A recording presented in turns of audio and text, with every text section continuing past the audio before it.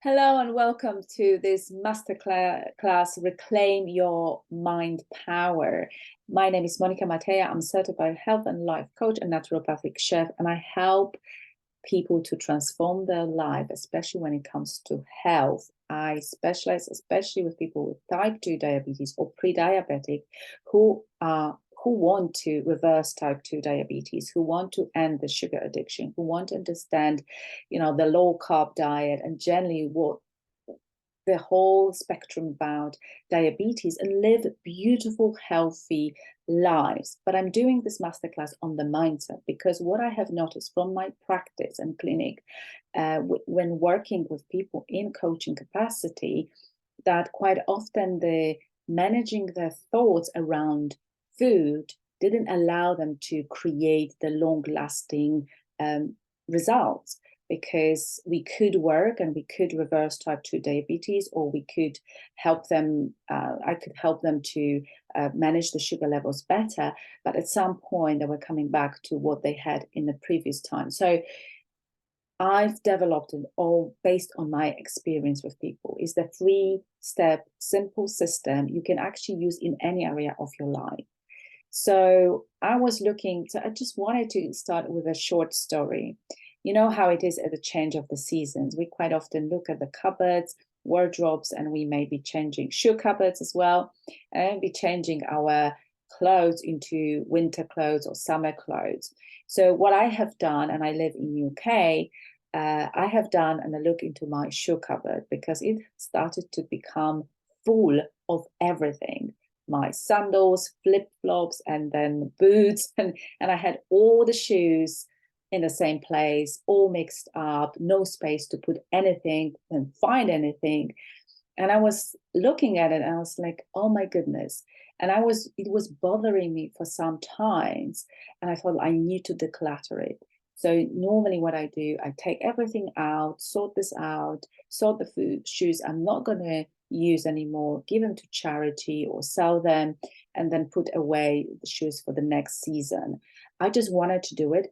I feel calmer, and I have not been feeling that way for the last few weeks, because I was like, I need to clear that cupboard. And this the same thing with your mind. If your mind is cluttered with all different things you don't need anymore, it's not serving you anymore, you're not going to get the clarity, but also you're not going to hear your intuition. For me, it's managing your mind, body, and soul in a kind of a rhythm and balance so that you can create the results. But when your mind is busy with different things, it's very difficult to focus on the results you want to truly achieve because you don't know what they are. So once I've cleared the cupboard, I was so, so happy. I threw away some shoes, I put away some shoes, I put in some new shoes, and I feel calmer. And what? When I'm going to go out in the winter months and it's going to be colder, what's going to happen? I can find it easily. And it just makes me so, so, calmer, right? And kind of in a good way, that I'm not going to waste my time of finding the shoes I really want because it's all clear and it's all there. Right. So this is what we're going to work in this workshop: clearing your mind, decluttering some of your thoughts you already have. So it's not necessarily the masterclass for you just to listen. Of course, you can listen for the first time and maybe then start working when you listen to it for the second time. So what I want you to do is just grab the journal, grab the pen, and make sure that you write down whatever comes to your mind. You can pause this video, that's the benefit of this, and then you can start working on the thoughts that are coming to your mind, because it's so important that you do that work as well if you wanted to take or have any results from this masterclass, rather than just watching here for 45 minutes and not doing anything with it. I always say inspiration, information, and then implementation, making sure that it's there, you know it, and then you go and implement it, and not afraid of mistakes and letting go of perfection. This is what this masterclass is going to help you to do as well: letting go of different things, of judgment, of imperfections, and different things. All right, so let me share the screen with you with the presentation I prepared, because that will allow us to make sure that we are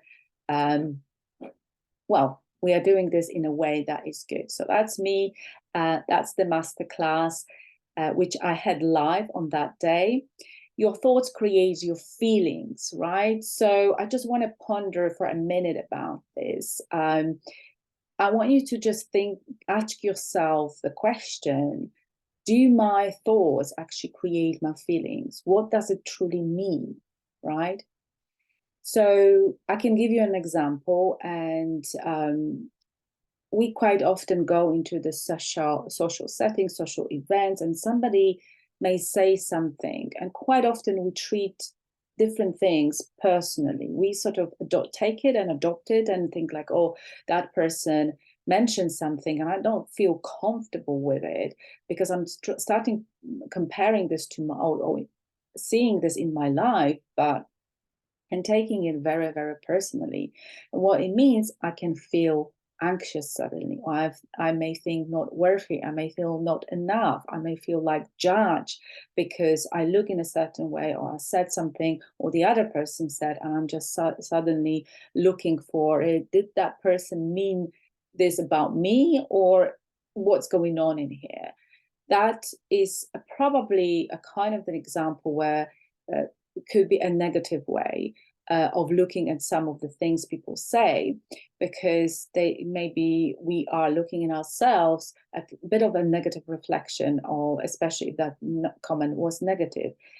I've noticed that it's not often when it happens with the positive thoughts, like, oh, Monica, you're looking great. Monica, you look, that's for me, for example, or you look great. We just feel like, oh, right, okay, yeah, thank you very much. And we sort of forget it. But when we have that kind of a negative thing that steals the feeling in us sometimes that we did something wrong, it's not inadequate, we feel like we failed something somewhere, right? It's a bit of a reflection of the things are going on in our mind, and those are thoughts. Now, we can't just take our thoughts completely from our mind because it's very automatic. It's a kind of the response of our brain to certain things. What we need to do is start working and start controlling them in a way and directing them in a way that serves us, and letting go of those that do not, so that we can create good feelings for us, right? Or the feelings of fulfillment. But not only that, obviously, some of the thoughts will be obviously impacted by the life events, and the feeling's going to be adequate to that. So I lost my dad. He died, unfortunately, in September this year. And I had a lot of thoughts about regretting that I haven't spent more time with him, or he didn't, I live in a different country, he lives in a different country on his own. And I just really had a lot of this thoughts. I said, like, well, they're not serving me at all, right? They're not serving me at all. So I was trying, and I'm working on it. I did a download and I wrote them in my journal just to make sure that is that really true, so that I can shift my feelings into feeling, of course, you're going to feel grief and bereavement in such a situations. But I wanted to feel that, but also not feeling very negative about myself, because I did what I could do in these circumstances. So the mind journey starts with awareness. One of the things, when it comes especially to food and emotional intelligence as well, but generally we are emotional being, is sometimes we are not self-aware. And I have read something interesting on leadership, especially top leadership, that they are not self-aware at all anymore, because what happens is, like, they surround themselves with the people who are not giving them the feedback so that they can grow and improve, and also that they can improve the organization. Usually those are people who say yes, those are people who are not giving the constructive feedback. So I always say, in any corporation, I know it's quite difficult to say something. I have over 15 years corporate experience. It is very difficult to say something different to what other people say, because what happens is that, well, we're going to sound different, or we're going to be different. And and it is difficult because we somehow expressing our opinions, and we have to hold other people's emotions and also respond to what other people may say about it, right? But this is increasing the self-awareness and making sure that we all improve. Now, I'm not about self-improvement at all cost and improving yourself to death, as I read in a recent article about, oh, are we just self-improvement crazy? It's about you, right? And how do you want to feel? And it's not always about being better and improving yourself, but because we have so much anxiety everywhere caused by different things, I think building that self-awareness and working on your mind and on your thoughts will just do you good overall, right? And I use 3-step process. So we increase awareness, and we're going to do a few exercises on that: questioning, curiosity, and shifting. So the life you live is a lesson to teach. I always say that, if you are eager to make an impact in this world in any shape or form, it could be a small circle, bigger circle, it is important that we look at our life as potential example to others. And I love it. I love the idea of our communities growing stronger, so what we can look after in our communities for the most vulnerable people. And one of the things we sometimes I hear in the news, like or some people call it online, is like, well, let's make sure that the government changes and let's make sure that we do it. But one of the things I always say, well, we have to do it ourselves in the best way possible. Look after ourselves in our communities and look after the most vulnerable people if we can. Okay, that's my kind of mission. Your mission may be different. Your mission will be about you at the moment, about your health, about your where you are, and that's okay too. But when you grow in your ability to manage your thoughts, and getting the results, you start asking, what is next? What is else? What is out there? What else I can potentially do, and how I can help others? And that's what I have noticed with a lot of my clients as well. All right, take a deep breath and set the intention for this masterclass. You can close your eyes. Quite often there is a lot of talking, there is a lot of reading, but what we truly want to connect is our brain and our gut, our body and our mind. So we want to really feel what is coming through, and also give a bit of a room for our intuition. It doesn't, not all of this, the whole process has to be very academic and very kind of one way after the other. We have to give ourselves the time for our intuition, and so that we can hear it as well. So take a deep breath.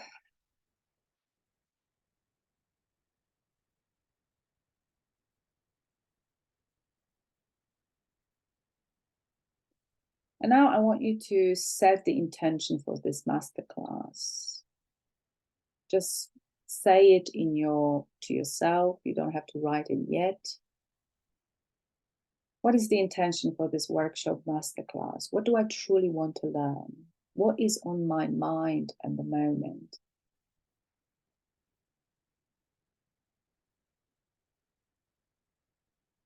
Is there anything in particular I want to let go of?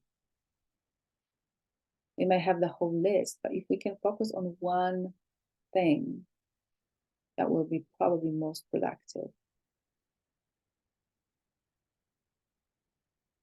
And what do you want to keep and explore, especially in terms of the thoughts you may have? What is something that you feel that could particularly be useful for you? How do you feel it in your body when you say courage to change something? Let go of fear of doing something. Confidence, what does it really mean for me? Confidence to do what? To be who? And take a deep breath.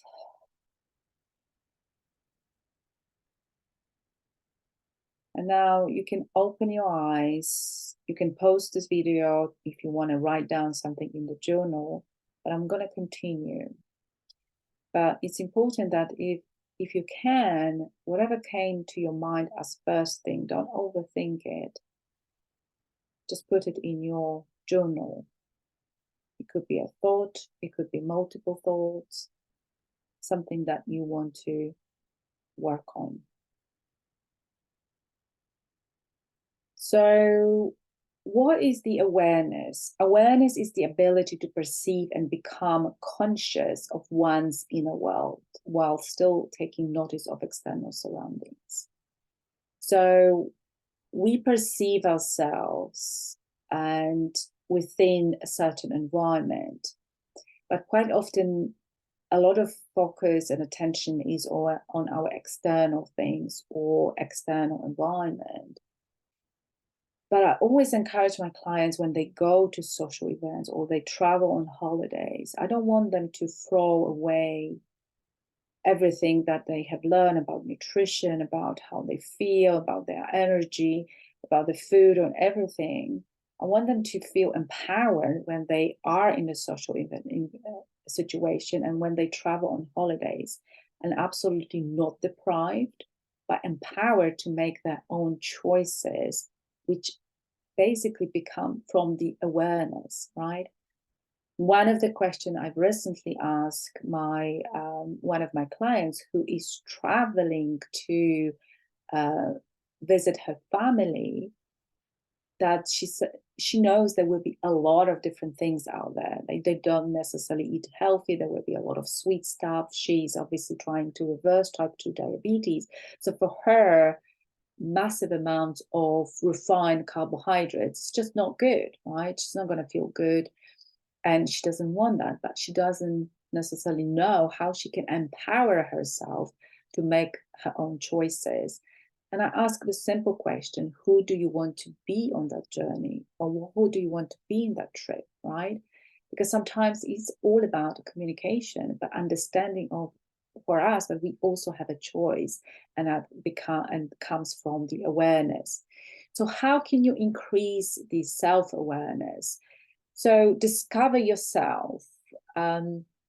So understand your triggers. This is something I will be covering in my 3 weeks program on emotional intelligence, from trigger to activated, because understanding your triggers is really important. What triggers me that, for example, I go to the cupboard and choose the sugary treats? What triggers me that I suddenly overeat and overdrink?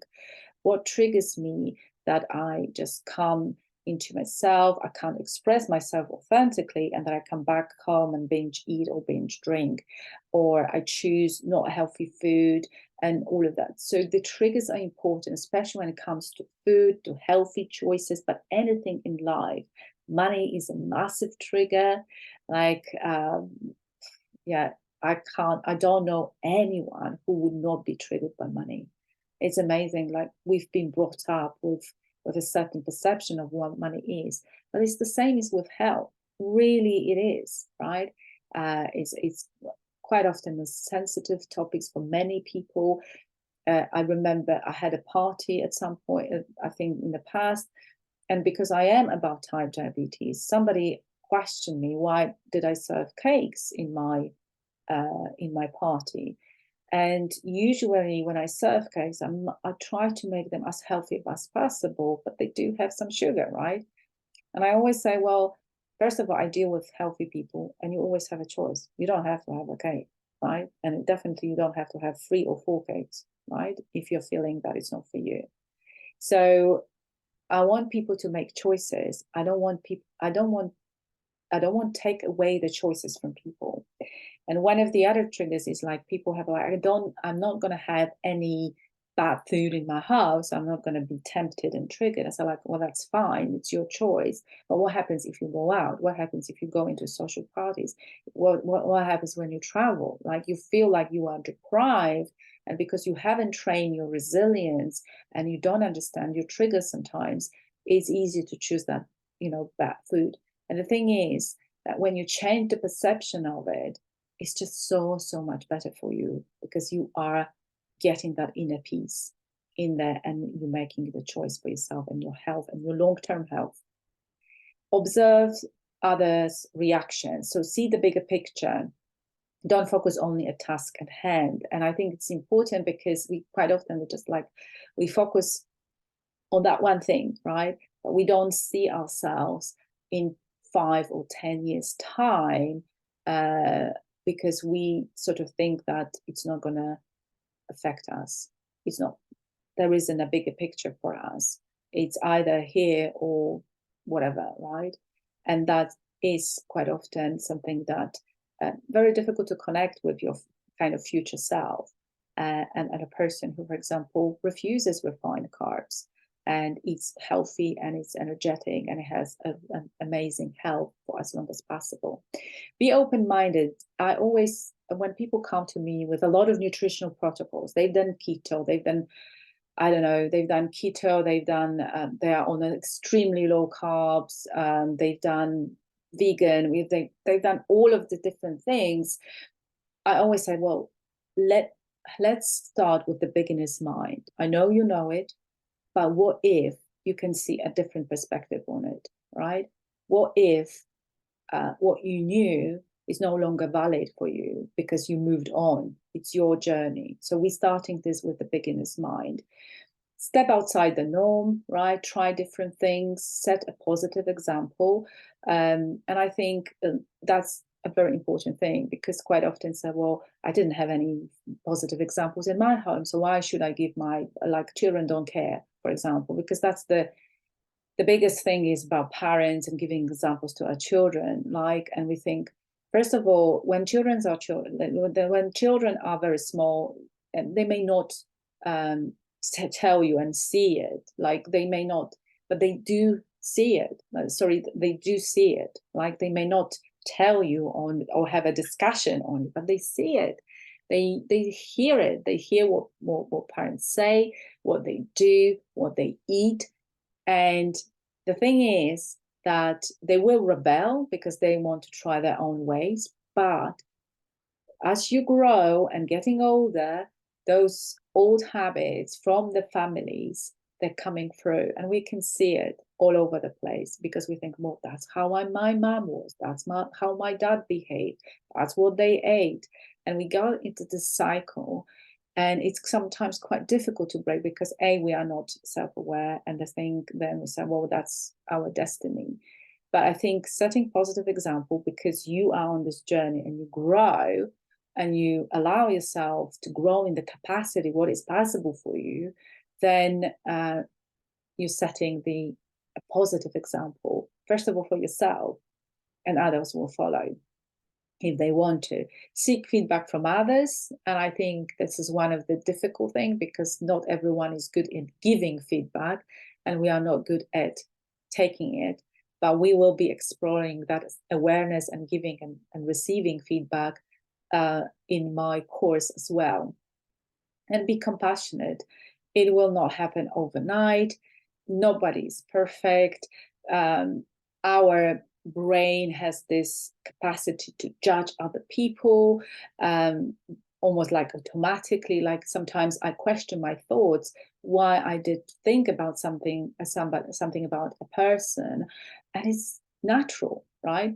It's not that what we think, but what we truly do with it, right? We don't want to, if it's not the thought we want to have and entertain in our mind, we just want to let it go, right? We don't want to have it all the time, so it occupies and takes our energy. All right, so questioning. So we move from increasing the awareness, and we're going to have in awareness some of the thoughts. So one of the things I always say, do a thought download. So you may pause this video if you want to, and then do a thought download in a way that you basically put all the thoughts on the paper without any kind of, even don't worry about the sentence structures. And I try to do it early in the morning when my brain is fresh, because when I do it in the evening, I may do a bit of that as well in the evening to see how my thoughts change throughout the day. But overall, I try to do it in the morning, and the thought down. What do I think today? Well, how do I feel? Like everything, whatever is coming up. And you try to do it for at least a few minutes, right? Continuously, 5 minutes, 10 minutes, and it's going to get longer because obviously it's a bit of a practice. And then once you do that, then you question some of the thoughts. So when we have a thought about something, it's quite often not true and not based on the facts. It's a discovery journey to understand yourself better. I'm not saying that all your thoughts are just whatever, right? But a lot of, like, they are not based on reality, because some of them are, right? But we have thousands and thousands of thoughts every day. So a lot of them are there just to keep us safe, and they are not based in the reality and question and in the circumstances. And I witnessed such an interesting coaching session about customer service, I think it was, when we create the stories about around when the customers is dissatisfied with the service, or what actually happened, and it just reflects on us rather than understanding the whole situation. And it reflects on us, like we are, for example, the bad seller, for example, or a person who is not necessarily the best in the customer service, because that this customer is dissatisfied. And it was interesting to watch that coaching, mainly for questioning what happened, fact, what's going on, a fact. How did you respond, the fact. It's not what you thought about it, not what you think now, is what actually happened. And it just brings everything very, very real and down to like matter of fact things. So thought down note is practicing making sure. So grab a piece of paper. You can do the the download now. You can pause the video and write for 5 minutes. And once you are done, you can ask yourself a few questions. And this is with curiosity. Quite often we push away the negative thoughts or thoughts we are not proud of because we're thinking about somebody and we don't like it. But rather than questioning it and letting it go, because that thought is going to come back and come back and come back, occupy your brain. But when you let go and acknowledge, it may not be that case. Ask yourself a few questions with curiosity. Which ones feel as true? They can be hard to shift as you believe deeply in them, right? It could be anything about yourself in a given situation, about some other people, right? It could be anything what is really on your mind. It could be around the food, right? For example, I said to myself, I want to be good this November. I'm not going to drink. I'm not going to have sugar. That's my kind of thing for November. And we had a party yesterday, and I had, I think, a glass of Prosecco and a cake. And I said to myself, it's not a perfect journey. I'm starting from Sunday and Monday, and I'm continuing my journey. I knew that I'm going to have a party, and I'm going to have a bit of cake. That's fine. It doesn't mean that you have to start from the scratch. I'm continuing the journey of reducing the sugar and no alcohol in November. But it doesn't mean anything about me that I failed, right? But also there are the questions in my mind, oh, what other people going to think? Because I told them and I declared and I'm not going to do this. And I think that's fine. I can't control what other people feel and think about me. I can only process my own thoughts about it. How do you feel about negative thoughts? Do you have any, right? And which part of your identity which basically thoughts are part of your identity? That could be hard. Identity could be, for example, if you are giving yourself and being on a diet, for example, because quite often we're just restricting the calories, this and that and the other, but we have that one day and it becomes the kind of, when it's not perfect, right? It becomes our identity that we fail all the time on diets. I mean, I've heard it 100% time with the clients I work. They fail on diets and they just don't do the diets anymore. They don't know how to do it. And it's just all this vicious circle of just poor belief in themselves and not really feeling that they can achieve anything, right? Because they just have this identity of failing all the time on the diets. Okay, so now shifting, and this is the process of course, it's a 3-step process, but it's something like when you practice playing an instrument, you have to do it every day. It's the same thing. You want to change your thoughts, you practice this every day. It could be one thought every day, but if you do it every day, that's gonna really be embedded in you through the process. And also when it all happens, right, in your life. So shifting, first of all, practice a thought. For example, in the program, we're going to be reframing some of the thoughts you have, right? We will be looking at them. Are they real? Is it based on fact, or what is it? But also thinking about practicing new thought is so important, and that takes probably the longest. So I love myself, but it also is one of the thoughts. We may, look at the mirror and it's like, I hate myself. I did it again and I shouldn't. Yeah. So we have a lot of the self-loathing, and it just doesn't help, because we are not starting from the place of love. We're starting from the place of hate. So anything we do is going to be a punishment. So I love myself. Do I feel it? It must generate an emotion and feeling in your body, like, I love myself. Doesn't matter what happens today, I love myself, right? Doesn't matter what happened yesterday, I love myself, because I'm trying to get better. I'm work in progress.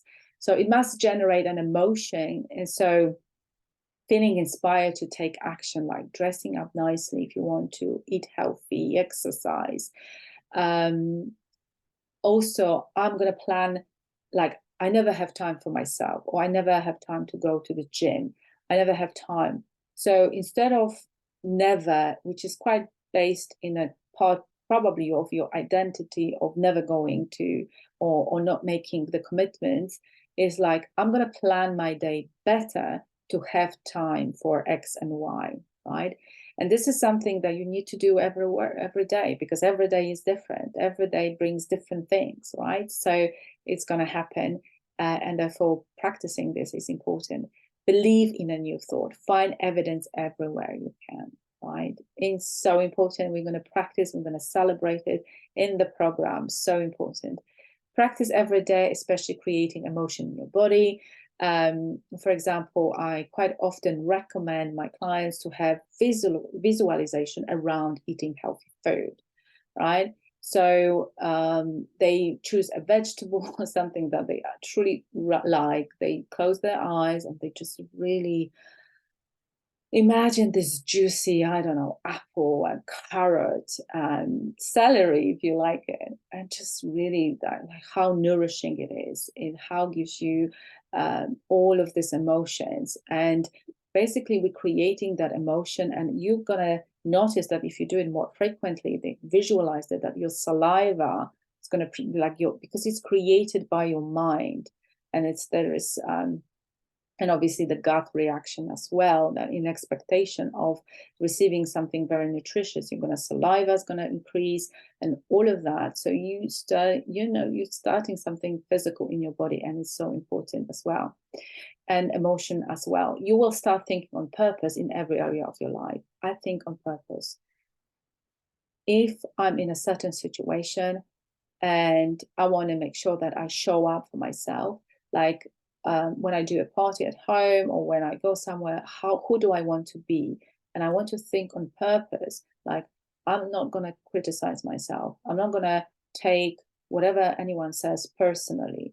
Like, I put a bit of a kind of the thought, I would say, kind of the list, like, how do I want to think on purpose in a different situation? You can think, for example, I'm going to a special event and I want to show up as the most confident person, and I'm giving presentation. So I am that confident person. So I think on purpose that I'm going to deliver the best presentation I can. I will do my best, because I'm here to create the impact. I'm here to share my knowledge, whatever that is. We think on purpose in a terms that it really serves us. All right. Loads of things. So you may take a deep breath and let go. Loads of material coming through. So what may be blocking the shifting? So shifting is probably one of the things that it's a critical thing, but obviously it starts with your thought and your mind. Depletion, exhaustion. So we may be depleted and exhausted, like, oh, I can't do it again. I don't want it. I've tried it, like, and I need some self-care. So in the shifting process, because when we do a lot of this mindset work, sometimes we feel very much so low on our energy. We need to be well fed. We need to be well hydrated. All of that has to happen. And if it doesn't, we have to step back and see how can we nourish ourselves better. Can we have a bit of a time off, have a massage, have something on purpose that really is good for us and our body before we start doing this work? It's so important as well. Being stuck in your head and old thoughts, like, they are so strong in you, and quite often that's why I work with the clients, because they can't do that on their own. Like, they are stuck in certain patterns, especially when they live the family members, they don't get them at all, that they can't move and shift, like, or they try but they can't, right? So that is where that kind of coaching is very, very helpful. We quite often that, oh, it needs to be perfect. Like, I'm shifting from one thing, but then I'm shifting to something which has to be perfect. So I have to go 3 times to the gym. I have to juice every day. I have to take supplements. I have to this, that, and it becomes a perfect thing we want to aim for in a first pass. And we are not shifting because it's too hard, difficult, too much change, and it's not happening. Lack of trust in yourself, that is a big one. And again, I always say, if you don't try, you're never going to have a trust in yourself, right? And if you don't let go of perfection and failure, like something that negatively impacts you, because you can always get up and do it again in a way that feels, more aligned, better, because you change one or two things and you can get up and do it again and again and again. Right? So it's lack of trust is only through, yes, the mind work is important, but also through doing. There is no other way. Practicing, doing, improving, and then you're going to get that. So just to recap, reclaim your mind power. This is the process, doesn't happen overnight. First of all, awareness, like questioning. First of all, awareness, making sure that we increase our awareness of our thoughts. And I always like doing this exercise where, like, and quite often it's not on the spot. So when I go to an event and I listen to people, what they say, I then take it with me and try to analyze how it made me feel. So it quite often comes up the next day. It doesn't on the spot because it's just too much processing. But then it comes up later because I'm so self-aware now that it comes up later in a day. And I just filter through the thoughts were coming up during that event and what they truly mean for me.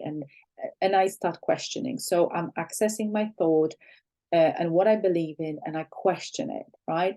And then I connect with my power and body, intuition, and spiritual. So this is the process between questioning and shifting, which is part of this sort of shifting. But if, as I said, if you are depleted and exhausted, your body is in a completely different place, you're thinking about some other things, like you have a lot of worries, that shifting is not going to happen, right? So we have to tend to our needs, and we need to understand what our need is. So I help in the program as well to shift it, to shift and just to spot and give you a bit of a I guess a tough love, I guess, to a certain extent, but it depends what you're going through. Like a lot of people say, well, I want to be healthier, I want to do this, I want to 3 times to do the gym, and I want to this, but then they travel for 3 weeks, or they have a busy family life, or they have something at work, because obviously a lot of people work like full time. And I said, like, can we just look at something is more realistic? And how do you feel right now? Also, one of the things, like, people say, well, I'm going to go to this event, I'm going to go to the pub, I'm going to go somewhere, and I don't want to choose any sugary treats, but I want this to be my choice, and I want to feel good about it. I always say, you cannot be going there depleted. I would say, have a small meal before you go. Make sure that you are well hydrated. So you're going to get tips on different situations in your life, so that body, your intuition, and spiritual is connected. Obviously, I always recommend meditation, something that you can do for yourself to feel really good in your body. and shift into new thoughts and new identity. That's not an overnight process, not overnight success, not overnight work. It takes time. I have been doing this now for a few years, and I'm by no means very perfect in it, but I believe I created something for me, which is more kind of inner peace and more in alignment with my own authenticity. And this is what I really truly desire for you and for my clients. Okay, so that is the masterclass. That is the workshop. I hope you loved it. And I have this program, and it's from Triggered to Activated. And it starts actually on the 6th of November. And you can join at any point because all of this will be recorded. So if you're watching this, I don't know, 10 days later, it's the same thing. It is there. You can join it. The sessions are recorded. You can't take, if you join now because it's for 3 weeks, you're going to catch some of them live. But if you don't, then it's going to be recorded for you in a portal, and you can access the session and do a little bit more. There are 6 sessions in there, and I will leave this information, more information on this in my show notes and in my video notes for this. So thank you very much for joining me on this masterclass. I hope you enjoyed it, right? I hope that I can help you with your thoughts wherever you are. And it can be done no matter where you are, right? I can definitely help you to shift your thoughts. However, I'm not trained therapists. I'm not doing the therapy, so I'm not looking deep into your past, right? So if you have some problems because of the past and you know them, then probably it's not for you. It's for people who are ready to improve themselves. They dealt with their past. They just want to increase their self-awareness because they want to succeed in whatever journey they have ahead of them. Changing the career could be one.